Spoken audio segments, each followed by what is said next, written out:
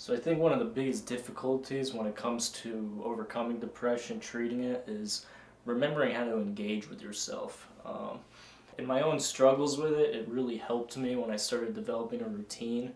And in order to develop this routine, I developed a self-care checklist, things I needed to be doing daily in order to, just get better, get healthier. And so that's what we're going to talk about in this video. My name is Paul James.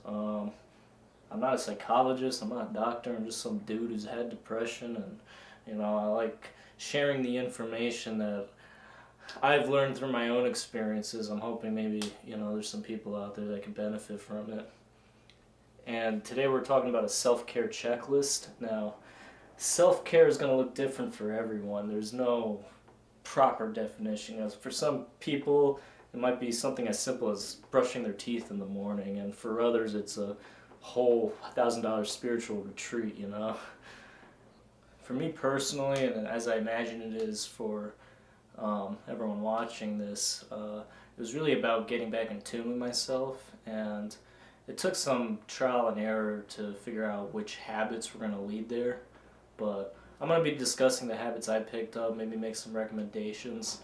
Again, this video is all just my personal experience. I do have some research-backed information I'd also like to share, but if you're looking for a proper checklist that you can download, you could always go to my website, bedlamite.co, and on there we have a downloadable checklist. I'll leave the link in the description. So one of the biggest things that I just want to mention first is the brain is simply a series of thought habits. That's all it is. And when you struggle with depression, as I mentioned in my last video, you get yourself in this negative feedback loop where you're constantly thinking low of yourself, and it's just snowballing and snowballing until usually a point where it reaches suicidal ideation. Now, your goal with a self-care checklist is largely to counteract that feedback loop and push it in a more positive direction. And those first steps are going to be the most difficult for two reasons. One, just the effort you have to put into moving in that direction it's heavy. But two, you're not going to know exactly what to do at first. It's going to seem a little confusing, which is only natural. You're kind of in the process of picking up new habits that your brain's not used to, or new hobbies, for example, and you need to play around with different things in order to find out what's right for you. And so this self-care checklist that I created is a series of 6 steps, and each of these steps is very versatile in the sense that anybody can take it and match it to their own needs. As I talk about each step, I'll give my own personal experiences with them, but what I really would hope is that you'll look into a particular step and think about how you could go about it and how you would manipulate that step in a manner that just best suits your needs. So step 1 is sticking with a treatment plan if you're on it. If you're not, I understand, because I wasn't on any specific treatment plan. I wasn't taking medication, though I was in therapy for about a year. And therapy was just really important to me, and there were times throughout my recovery process that I was starting to feel better, and I felt like I didn't need to go to therapy that week or whatever, but I'm glad I stuck with it for as long as I did, just because that's the funny thing about depression. It's almost like it almost likes to put a mask on sometimes and appear like everything's okay, and next thing you know, you find yourself slipping back into some of those old negative thought patterns. It's a process to get rid of that negative feedback loop. Your brain becomes so accustomed to it that it associates those thoughts with comfort, which I know kind of sounds silly, but if you're struggling with depression now, you know what I'm talking about. You become comfortable thinking negatively of yourself, and you become comfortable not taking the steps you need to improve your life. So sticking to your treatment plan is just a great way to ensure that you're consistently counteracting the cycle of depression. The second step you want to take on is building daily habits, and in my opinion, this is definitely one of the most important steps. This is definitely one of those steps that had the most significance on me overcoming depression.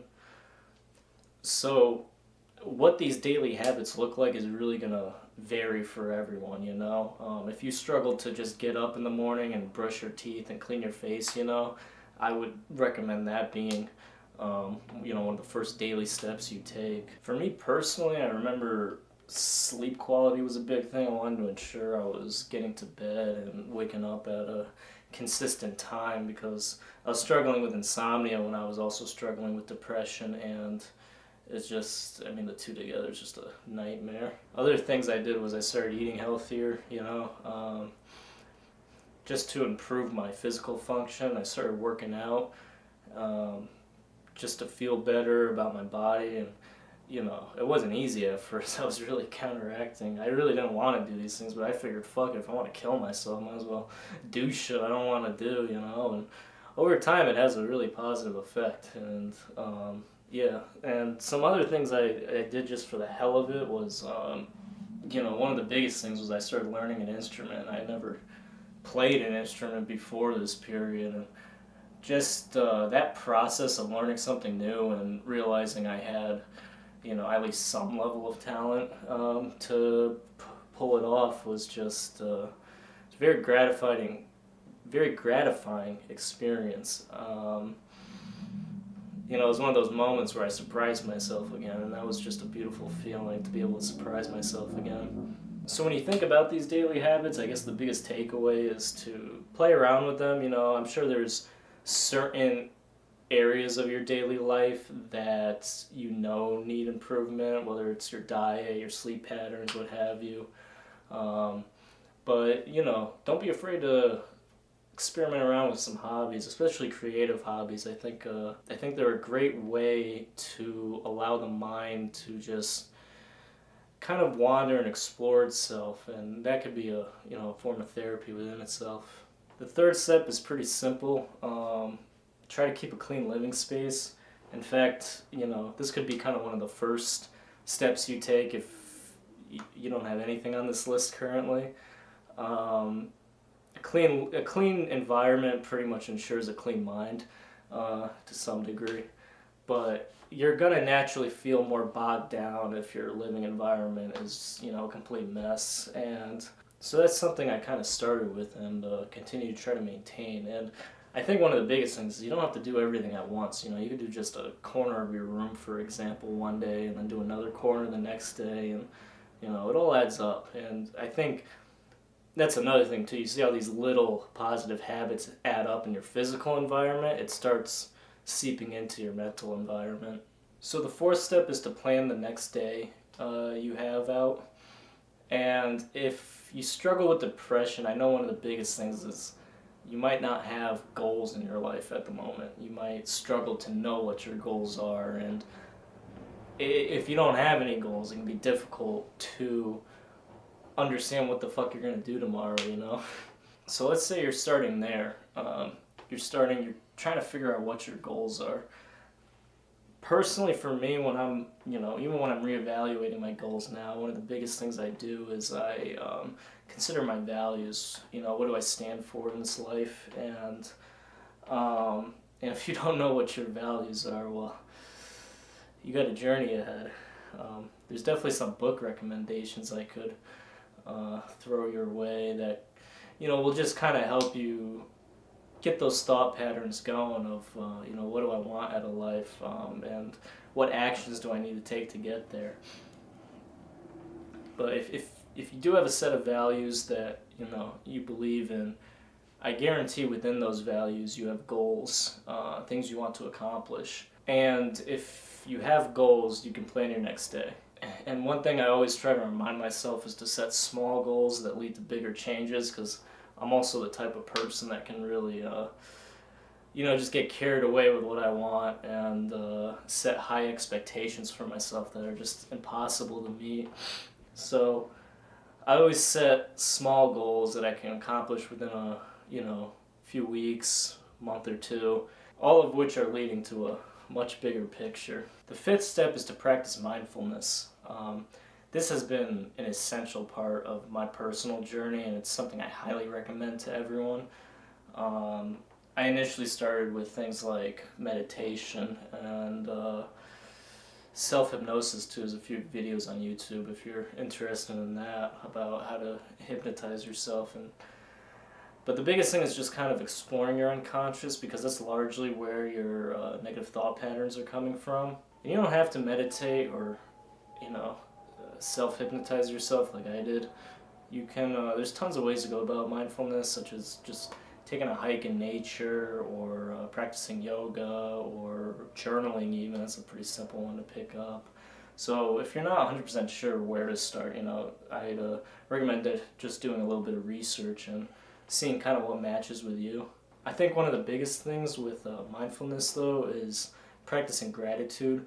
And I know it's difficult when you have depression, but trying to find things about life that you feel grateful for and reminding yourself of those things on a daily basis, that's going to go a long way, because as your brain starts to, kind of focus on what you're grateful for, it's going to expand and it's going to become grateful for more things in your life. You're going to start just appreciating the little things. At least that's something I noticed as I went through this experience. And the final step, which is really simple, is just reduce stressors in your life, And again, this could be a million fucking things. But let's say you have people in your life that are just causing you more stress than positivity. Cut those people out. If social media is something that bogs you down or just makes you feel insecure about yourself, just cut it out. There's tons of ways to go about reducing stressors. For me personally, I could be a bit of a workaholic, and so one of the biggest things I did to reduce stress was ensure I was only working when I was supposed to, not working after hours, and taking the time to practice mindfulness and ensure I was, my environment was clean, and all the other things that I've been discussing in this video. It was important for me to just step away from my work and engage in other activities. If you're not sure where to begin, with what your stressors are, it could help to try to write it down maybe, just maybe stop and think about some of the things in your life that are just bothering you, that upset you on a daily basis. So yeah, when it comes to this self-care checklist, everyone's journey is going to be different. Yours isn't going to look like anyone else, just as your depression doesn't look like anyone else's. And I think that's one of the most rewarding things about the recovery process, is you really start to get a better idea of just who you are, and you start becoming more in tune with yourself. And the more you become in tune with yourself, the more comfortable you feel with life. And it's really rewarding. It's really, it's something I'm glad I experienced. I'm grateful to have had this experience. You'll start to surprise yourself too. You'll start to find things out about yourself that you didn't know you were capable of, and things will just happen. The world works in an interesting way where you kind of, once you start on a positive feedback loop, you kind of start attracting that into your life, and it surprises you. The world surprises you again, and you become curious, and you start to look forward to each day, and so it's something I'm just extremely grateful to have experienced, and I'm hoping more people get to have this experience for themselves, because it's just so rewarding. And like I said, it's going to feel tough at first. Those first steps, breaking that negative feedback loop, those are the hardest. But once you get the ball rolling, it all becomes so much easier.